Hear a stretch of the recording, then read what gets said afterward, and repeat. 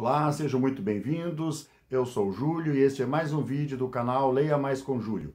No episódio de hoje vamos dar prosseguimento à leitura dos contos de Machado de Assis do livro Várias Histórias, livro de leitura obrigatória do vestibular 2023 da Universidade Federal do Rio Grande do Sul. No conto de hoje, A Desejada das Gentes.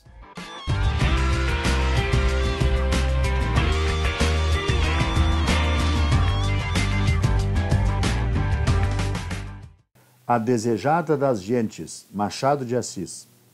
Ah, conselheiro, aí começa a falar em verso. Todos os homens devem ler uma lira no coração, ou não sejam homens. Que a lira ressoe a toda hora, nem por qualquer motivo, não o digo eu, mas de longe em longe e por algumas reminiscências particulares. Sabe por que é que lhe pareço poeta, apesar das ordenações do reino e dos cabelos grisalhos? É porque vamos por essa glória adiante, costeando aqui a Secretaria de Estrangeiros, lá está o outeiro célebre, adiante há uma casa. Vamos andando. Vamos, divina quintilha. Todas essas caras que aí passam são outras, mas falam-me daquele tempo como se fossem as mesmas de outrora. É a lira que ressoa e a imaginação faz o resto. Divina quintilha. Chamava-se Quintilha? Conheci de vista quando andava na escola de medicina. Uma linda moça com esse nome. Diziam que era a mais bela da cidade. Há de ser a mesma, porque tinha essa fama. Magra e alta? Isso. Que fim levou? Morreu em 1859, 20 de abril. Nunca me há de esquecer esse dia. Vou contar-lhe um caso interessante para mim e creio que também para o senhor. Olhe, a casa era aquela. Morava com um tio, chefe de esquadra reformada. Tinha outra casa no Cosme Velho. Quando conheci Quintilha, que idade pensa que teria quando a conheci? Se foi em 1855, em 1855. Devia ter 20 anos. Tinha 30. 30? 30 anos. Não os parecia. Nem era nenhuma inimiga que lhe dava essa idade. Ela própria a confessava e até com afetação. Ao contrário, uma de suas amigas afirmava que Quintilha não passava dos 27, mas como ambas tinham nascido no mesmo dia, dizia isso para diminuir-se a si própria. Mal, nada de ironias. Olhe que a ironia não faz boa cama com a saudade. Que é a saudade senão uma ironia do tempo e da fortuna? Veja lá, começo a ficar sentencioso. 30 anos, mas em verdade não os parecia. Lembra-se bem que era magra e alta. Tinha olhos, como eu então dizia, que pareciam cortados da capa da última noite, mas apesar de noturnos, sem mistérios nem abismos. A voz era brandíssima, um tanto apaulistada, a boca larga e os dentes, quando ela simplesmente falava, davam-lhe à boca um ar de riso. Ria também, e foram os risos dela, de parceria com os olhos, que me doeram muito durante certo tempo. Mas se os olhos não tinham mistérios, tanto não os tinham que cheguei ao ponto de supor que eram as portas abertas do castelo e o riso o clarim que chamava os cavaleiros. Já a conhecíamos, eu e meu companheiro de escritório, o João Nóbrega, ambos principiantes na advocacia e íntimos como ninguém mais, mas nunca nos lembrou namorá-la. Ela andava então no galarim, era bela, rica, elegante e da primeira roda. Mas um dia, no teatro provisório, entre dois atos dos puritanos, estando eu no corredor, ouvi um grupo de moços que falavam dela como uma fortaleza inexpugnável. 2 confessaram haver tentado alguma coisa, mas sem fruto, e todos pasmavam do celibato da moça, que lhes parecia sem explicação. E chalaceavam, um dizia que era promessa até ver se a engordava primeiro, outro que estava esperando a segunda mocidade do tio para casar com ele, outro que provavelmente encomendara algum anjo ao porteiro do céu. Trivialidades que me aborreceram muito. E da parte dos que confessavam tê-la cortejado ou amado, achei que era uma grosseria sem nome. No que eles estavam todos de acordo é que ela era extraordinariamente bela. Aí foram entusiastas e sinceros. Oh, ainda me lembro, era muito bonita. No dia seguinte, ao chegar ao escritório, entre 2 causas que não vinham, Contei ao Nóbrega a conversação da véspera. Nóbrega riu-se do caso, refletiu e, depois de dar alguns passos, parou diante de mim, olhando calado. Aposto que a namoras, perguntei-lhe. Não, disse ele. Nem tu? Pois lembrou-me uma coisa. Vamos tentar o assalto à fortaleza? Que perdemos com isso? Nada. Ou ela nos põe na rua e já podemos esperá-lo, ou aceita um de nós, e tanto melhor para o outro que verá o seu amigo feliz. Estás falando sério? Muito sério. Nóbrega acrescentou que não era só a beleza dela que a fazia atraente. Note que ele tinha a presunção de ser espírito prático, mas era principalmente um sonhador que vivia lendo e construindo aparelhos sociais e políticos. Segundo ele, os tais rapazes do teatro evitavam falar dos bens da moça, que eram um dos feitiços dela e uma das causas prováveis da desconsolação de um e dos sarcasmos de todos. E dizia-me: escuta sem divinizar o dinheiro, nem também bani-lo. Não vamos crer que ele dá tudo, mas reconheçamos que dá alguma coisa e até muita coisa. Este relógio, por exemplo. Combatamos pela nossa quintilha, minha ou tua, mas provavelmente minha, porque sou mais bonito que tu. Conselheiro, a confissão é grave. Foi assim brincando? Foi assim brincando, cheirando ainda aos bancos da academia, que nós nos metemos em negócios de tanta ponderação que podia acabar em nada, mas deu muito de si. Era um começo estovado, quase um passatempo de crianças, sem a nota da sinceridade, mas o homem põe e a espécie dispõe. Conhecíamos lá, posto não tivéssemos encontros frequentes. Uma vez que nos dispusemos a uma ação comum, entrou um elemento novo na nossa vida e dentro de um mês estávamos brigados. Brigados? Ou quase.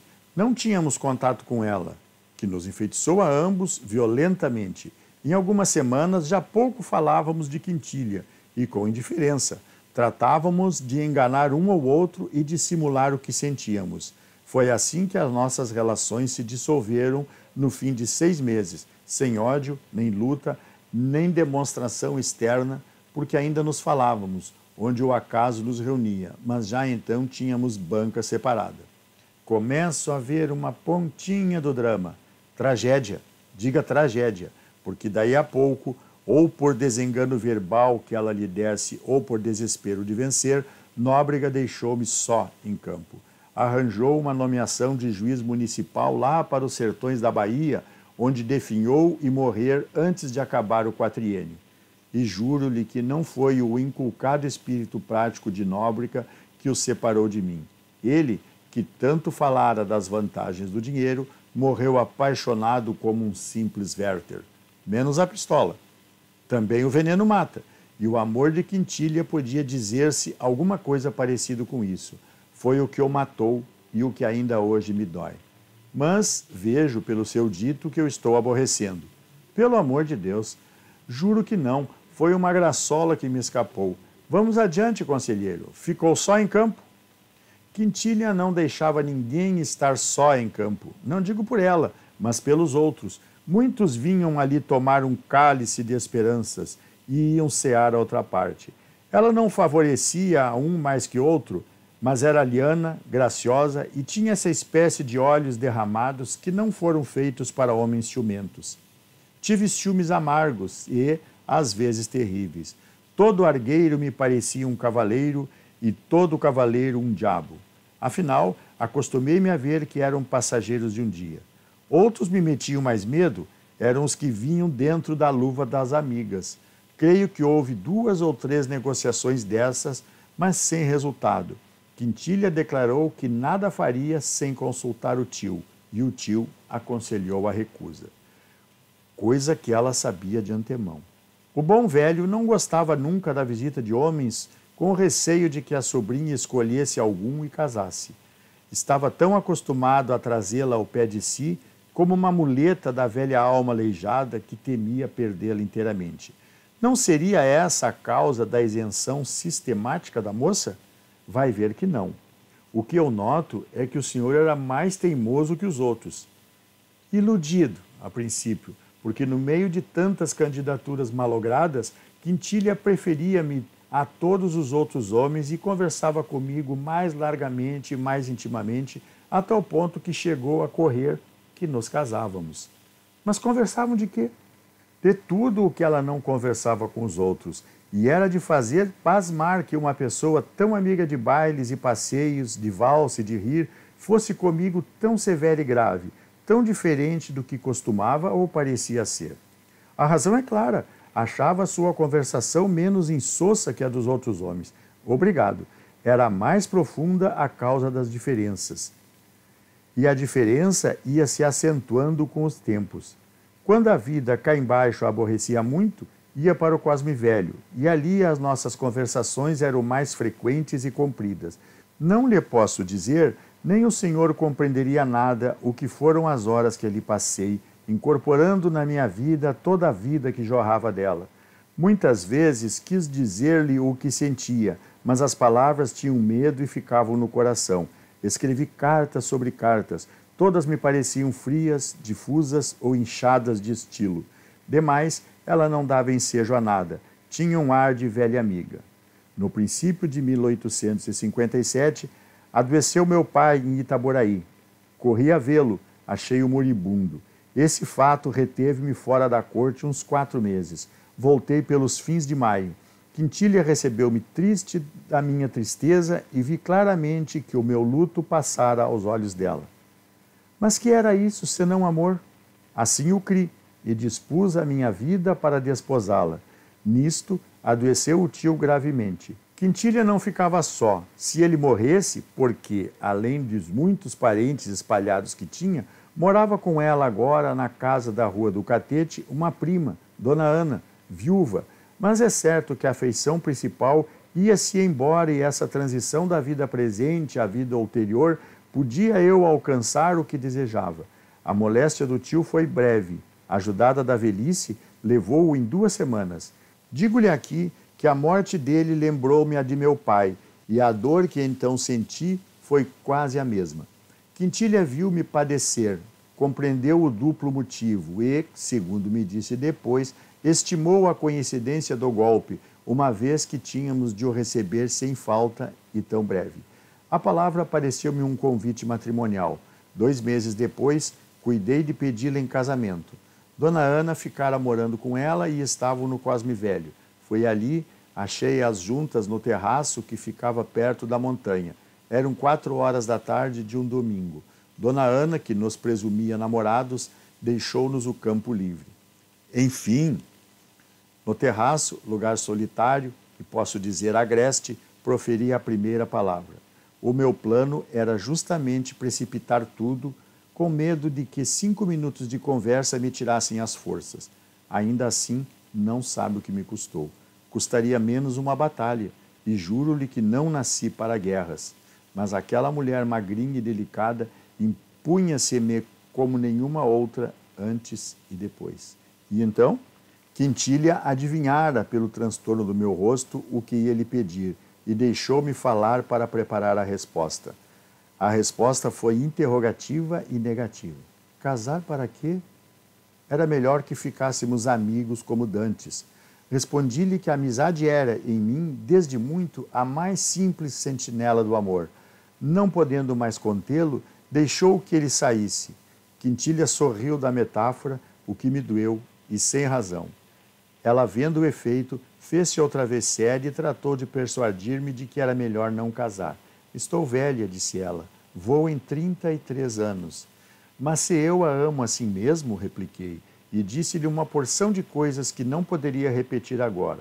Quintilha refletiu um instante, depois insistiu nas relações de amizade, disse que, posto que mais moço que ela, tinha a gravidade de um homem mais velho e inspirava-lhe confiança como nenhum outro. Desesperançado, dei algumas passadas, depois sentei-me outra vez e narrei-lhe tudo. Ao saber da minha briga com o amigo e companheiro da academia e a separação em que ficamos, sentiu-se, não sei se diga, magoada ou irritada. Censurou-nos a ambos, não valia a pena que chegássemos a tal ponto. A senhora diz isso porque não sente a mesma coisa. Mas então é um delírio? Creio que sim. O que lhe afianço é que ainda agora, se fosse necessário, Separar-me-ia dele umas 100 vezes, e creio poder afirmar-lhe que ele faria a mesma coisa.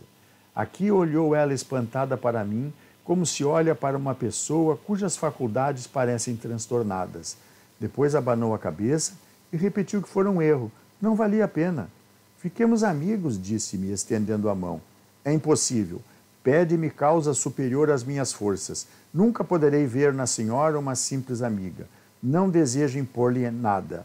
Dir-lhe-ei até que nem mais insisto, porque não aceitaria outra resposta agora. Trocamos ainda algumas palavras e retirei-me. Veja a minha mão. Treme-lhe ainda? E não lhe contei tudo. Não lhe digo aqui os aborrecimentos que tive, nem a dor e o despeito que me ficaram. Estava arrependido, zangado. Devia ter provocado aquele desengano desde as primeiras semanas, mas a culpa foi da esperança, que é uma planta daninha que me comeu o lugar das outras plantas melhores. No fim de 5 dias, saí para Itaboraí, onde me chamavam alguns interesses do inventário do meu pai. Quando voltei, 3 semanas depois, achei em casa uma carta de Quintilha. Oh! Abria alvoroçadamente. Datava de 4 dias. Era longa, aludia aos últimos sucessos e dizia coisas meigas e graves. Quintilha afirmava ter esperado por mim todos os dias, não cuidando que eu levasse o egoísmo até não voltar lá mais. Por isso, escrevia-me, pedindo que fizesse dos meus sentimentos pessoais e sem eco uma página de história acabada, que ficasse só o amigo e lá fosse ver a sua amiga. E concluía com essas singulares palavras: quer uma garantia? Juro-lhe que não casarei nunca. Compreendi que o vínculo de simpatia moral nos ligava um ao outro. Com a diferença, o que era em mim uma paixão específica, era nela uma simples eleição de caráter. Éramos 2 sócios que entravam no comércio da vida com diferente capital. Eu, tudo o que possuía. Ela, quase um óbolo. Respondi à carta dela nesse sentido. E declarei que era tal a minha obediência e o meu amor que cedia, mas de má vontade, porque depois do que se passara entre nós, ia sentir-me humilhado. Risquei a palavra ridículo, já escrita, para poder ir vê-la sem esse vexame. Bastava o outro. Aposto que seguiu atrás da carta. É o que eu faria, porque essa moça, ou eu me engano, ou estava morta por casar com o senhor. Deixe a sua fisiologia usual. Este é um caso particularíssimo. Deixe-me adivinhar o resto. O juramento era um anzol místico. Depois, o senhor, que o recebera, podia desobrigá-la dele, uma vez que aproveitasse com absolvição. Mas, enfim, correr à casa dela. Não corri. Fui 2 dias depois. No intervalo, respondeu ela à minha carta com um bilhete carinhoso que rematava com essa ideia. Não fale de humilhação onde não houve público. Fui, voltei uma e mais vezes e restabeleceram-se as nossas relações. Não se falou em nada. Ao princípio, custou-me muito parecer o que era dantes. Depois, o demônio da esperança veio pousar outra vez no meu coração e, sem nada exprimir, cuidei que um dia tarde, ela viesse a casar comigo. E foi essa esperança que me retificou aos meus próprios olhos na situação em que me achava. Os boatos do nosso casamento correram o mundo, chegaram aos nossos ouvidos. Eu negava formalmente e sério. Ela dava de ombros e ria. Foi essa fase da nossa vida a mais serena para mim, salvo um incidente curto. Um diplomata austríaco ou não sei que, rapagão, elegante, viúvo, olhos grandes e atrativos e fidalgo ainda por cima. Quintilha mostrou-se-lhe tão graciosa que ele cuidou estar aceito e tratou de ir adiante. Creio que algum gesto meu, inconsciente, ou então um pouco da percepção fina que o céu lhe dera, levou depressa o desengano à legação austríaca. Pouco depois, ela adoeceu e foi então que a nossa intimidade cresceu de vulto. Ela, enquanto se tratava, resolveu não sair. E isso mesmo lhe disseram os médicos. Lá passava eu muitas horas diariamente. Ou elas tocavam, ou jogávamos os 3, ou então lia-se alguma coisa. A maior parte das vezes conversávamos somente. Foi então que a estudei muito. Escutando as suas leituras, vi que os livros puramente amorosos achava-os incompreensíveis, e se as paixões aí eram violentas, largava-os com tédio. Não falava assim por ignorante, Tinha notícia vaga das paixões e assistira a algumas alheias. De que moléstia padecia? Da espinha. Os médicos diziam que a moléstia não era talvez recente e ia tocando o ponto melindroso. Chegamos assim a 1859. Desde março desse ano, a moléstia agravou-se muito. Teve uma pequena parada, mas para os fins do mês chegou ao estado desesperador. Nunca vi depois criatura mais enérgica diante da iminente catástrofe.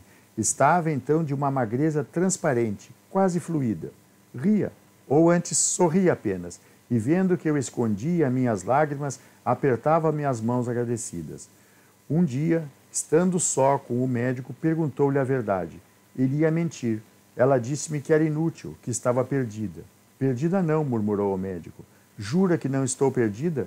Ele hesitou, ela agradeceu-lhe. Uma vez certa que morria, ordenou o que prometera a si mesma. Casou com o senhor, aposto. Não me relembre essa triste cerimônia. Ou antes, deixe-me relembrá-la, porque me traz algum alento do passado. Não aceitou recusas nem pedidos meus. Casou-se comigo à beira da morte. Foi no dia 18 de abril de 1859.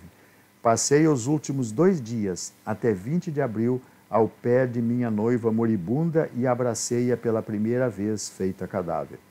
Tudo isso é bem esquisito. Não sei o que dirá a sua fisiologia. A minha, que é de profano, crê que aquela moça tinha ao casamento uma aversão puramente física. Casou meia defunta, às portas do nada. Chame-lhe monstro, se quer, mas acrescente divino. Então é isso. Esse foi o conto A Desejada das Gentes, de Machado de Assis. Lembrando que você pode também consumir esse conteúdo, ouvir esse áudio na plataforma do Spotify, no podcast com o mesmo nome do canal, Leia Mais com Júlio. No próximo episódio, o conto a ser apresentado será A Causa Secreta. Até lá!